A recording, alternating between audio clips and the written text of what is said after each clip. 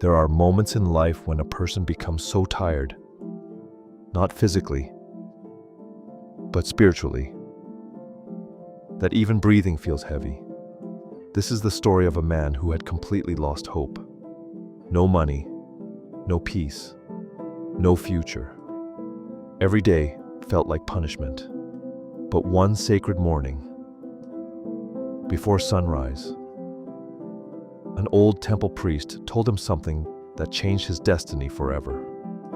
Not through magic, not through luck, but through a spiritual discipline practiced in India for thousands of years. And after only 90 days, his life no longer looked the same. Tonight, before you sleep, this story may change something inside you too.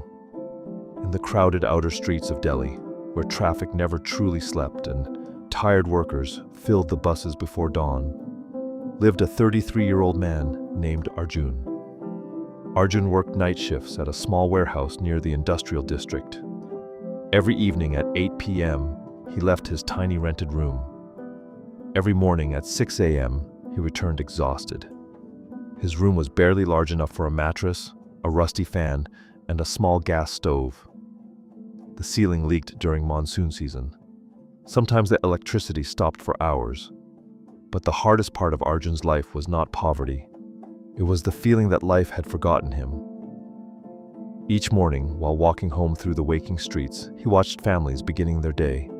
Children in clean uniforms, office workers drinking chai, women placing flowers outside small home temples. And every day, the same painful thought entered his mind. Why does everyone else seem to move forward, while my life stays stuck? He had tried everything. Better jobs, extra shifts, applications, nothing changed. Without connections or higher education, every opportunity seemed closed. And slowly, something dangerous entered his heart. Not anger, not sadness, hopelessness, the kind that quietly kills dreams. Arjun's mother still lived in their village near Varanasi. Every Sunday evening, she called him. Her voice was always gentle. "My son, are you eating properly? When will you come visit? Are you sleeping enough?" Arjun always lied. "Yes, Ma, everything is fine." But mothers always know. One cold winter morning, just before sunrise, Arjun received a phone call from his younger sister. Her voice was shaking. "Paya." Ma collapsed. For a moment, the world went silent. Arjun rushed to the village hospital. The building was old. The walls smelled of medicine and dust. When he entered the room, his mother looked smaller than he remembered. Weak, tired, older. The doctor explained quietly, "She has stress, exhaustion, and untreated health problems. She needs proper care and rest." Rest. A strange word for poor people, because poor people rarely rest. They survive. Arjun sat beside her bed in silence. Then suddenly, his mother held his hand tightly. Her eyes filled with tears. "Arjun, I do not fear death. But before I leave this world, I want to see peace in your eyes." That sentence shattered something inside him. Not because she spoke about death, but because he realized she was right. He had not felt peace in years. Unable to sleep, Arjun stepped outside the hospital before dawn. The village was quiet. Cold air moved gently through the trees. Far away, temple bells began ringing. For the first time in years, Arjun noticed the morning sky before sunrise. Soft blue, silent, peaceful, almost sacred. Without thinking, he followed the sound of the bells. The small Krishna temple near the river was already awake. Oil lamps flickered beside ancient stone walls. A few old women whispered prayers softly. Incense smoke floated through the cold air, and near the entrance sat an elderly priest wrapped in a simple shawl. The old man looked at Arjun for a long moment, then smiled gently. You carry too much darkness inside you. Arjun froze. Something about the priest's voice felt strangely calming. Before he realized it, he began speaking about his failures, his exhaustion, his fear, his hopelessness. The priest listened quietly. Then he asked, "What time do you wake each morning?" Arjun laughed bitterly. "I don't wake up. I survive." The old priest nodded slowly. Then he said something Arjun would never forget.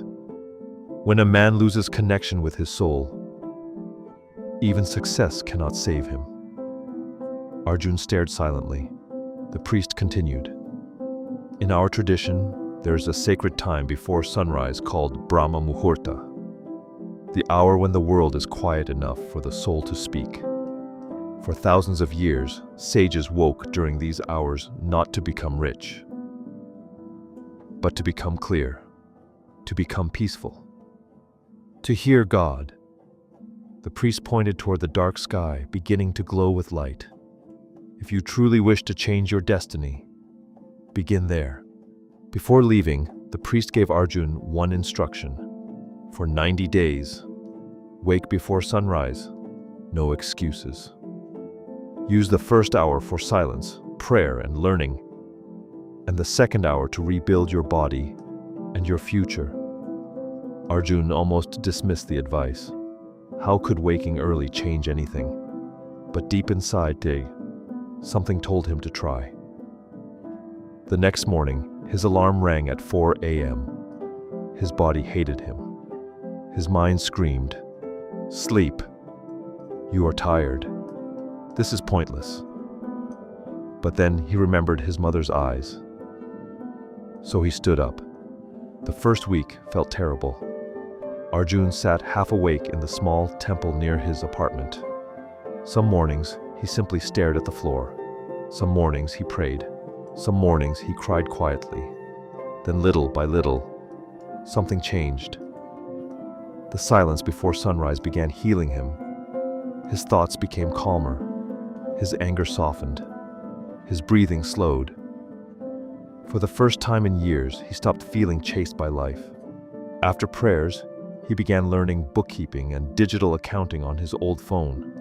Free lessons, free tutorials, slowly, patiently, every morning from 5 a.m. to 6 a.m. Then he walked through the empty streets as the sun rose over the city. He stopped scrolling endlessly on his phone at night, stopped wasting hours escaping reality, stopped feeding hopelessness. And after around 21 days, his body adapted. But more importantly, his spirit began waking up. By the second month, people around Arjun noticed something different. He looked calmer, stronger, lighter. One coworker asked, "Did you get promoted or something?" Arjun smiled softly. "No. I finally found peace." That was the real transformation. Not money, not success, peace. And strangely, once his mind became peaceful, his life slowly began improving too. He learned accounting software faster. His focus improved. His warehouse manager noticed his discipline. One day, Arjun created a simple inventory tracking system that saved the company hours of work. The manager was shocked. "Where did you learn this?" Arjun answered honestly, "Before sunrise." A few weeks later, the company offered him a position in the office department, day shift, better salary, health benefits. For a long moment, Arjun could not speak, because 90 days earlier, he had almost given up on life. That evening, he returned to the small Krishna temple. The old priest was lighting evening lamps. Arjun touched his feet respectfully. "Thank you." The priest smiled. "I did not change your life.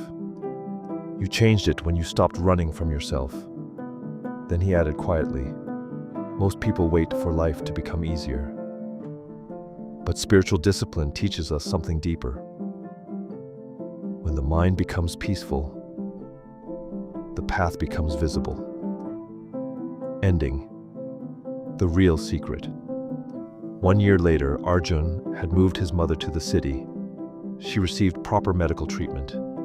Every morning before sunrise, she watched her son light a small diya lamp beside their home altar. Even after his promotion, even after life improved, Arjun never stopped waking during Brahma Muhurta, because he realized the real miracle was never money. The miracle was becoming someone who no longer felt lost.